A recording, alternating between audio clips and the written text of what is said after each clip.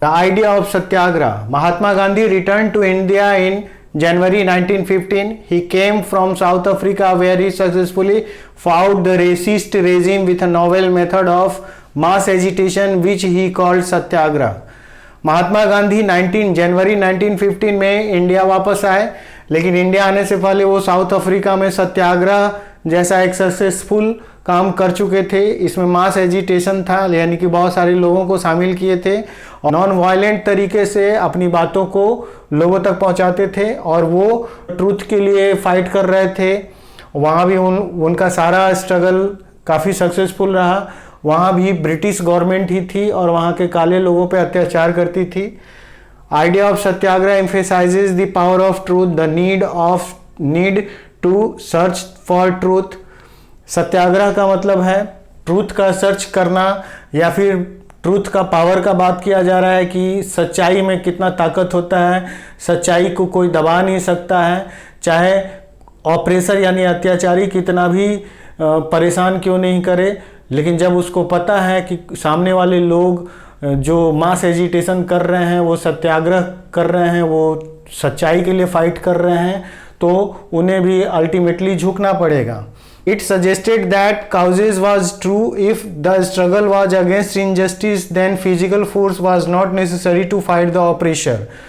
महात्मा गांधी का कहना था कि यदि हम सच्चाई के लिए लड़ रहे हैं और ईमानदारी से अहिंसात्मक नॉन वायलेंट तरीके से फाइट कर रहे हैं, तो अत्याचारी को अंततः झुकना पड़ेगा और वो इनजस्टिस नहीं कर पाएगा। Satyagrahi could win the battle through non violence. एक सत्याग्रही हमेशा अपना बैटल जीत सकता है, हमेशा उसको फोर्स लगाने का ज़रूरत नहीं होगा, उसको ताकत लगाने का ज़रूरत नहीं होगा। वो ट्रूथ के साथ खड़ा रहेगा और ट्रूथ के लिए लड़ता रहेगा। तो इस तरीके से एक सत्याग्रही आसानी से अपना बैटल जीत सकता है।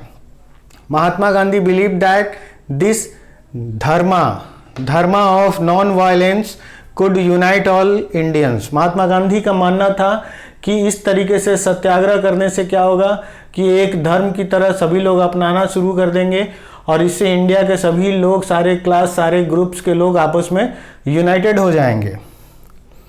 After arriving in India, Mahatma Gandhi successfully organised satyagraha movements in various places.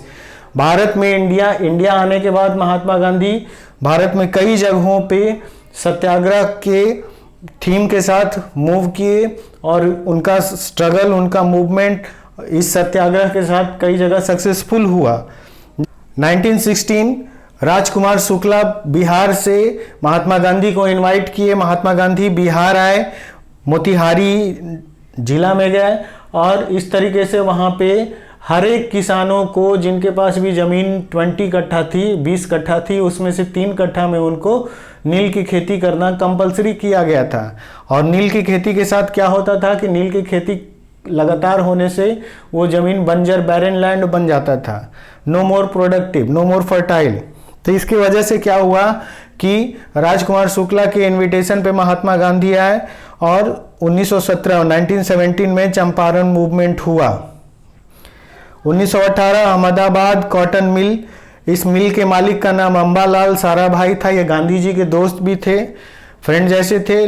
Gandhi ji इनको समझाए भी, लेकिन ये नहीं माने और इस तरीके से अहमदाबाद कॉटन मिल में एक आंदोलन हुआ। ये भी सत्याग्रह से रिलेटेड था और इसमें भी अंबालाल साराभाई को सत्याग्रहियों की बात माननी पड़ी और यहाँ पे उनके मिल की मजदूरी का रेट बढ़ाने के बारे में डिस्कशन था।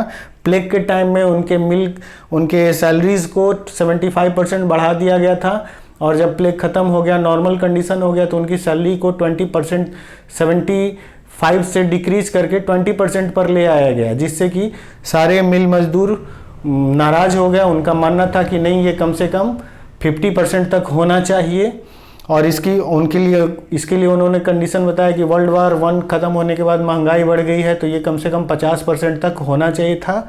लेकिन अंबालाल साराभाई इसको 20% से ज़्यादा नहीं बढ़ाना चाहते थे। तो महात्मा गांधी भी फास्टिंग पर आ गए और उसके बाद धीरे धीरे इन पर प्रेशर बढ़ा और इसकी वजह से क्या हुआ कि इनको अल्टीमेटली लास्ट में 35% इंक्रीज करना पड़ा सबकी सैलरी को।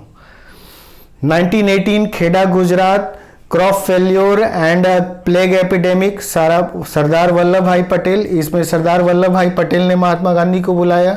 खेड़ा डिस्ट्रिक्ट गुजरात में 1918 में ये मूवमेंट सत्याग्रह का हुआ और इसमें क्या हुआ कि क्रॉप फेल हो गया और क्रॉप फेल होने की वजह से गरीब किसान अंग्रेज़ों को लगान देने में असफल हो रहे थे, तो इसके लिए उनको लगान की माफ़ी चाहिए थी। उनको बाद में मिल भी गई।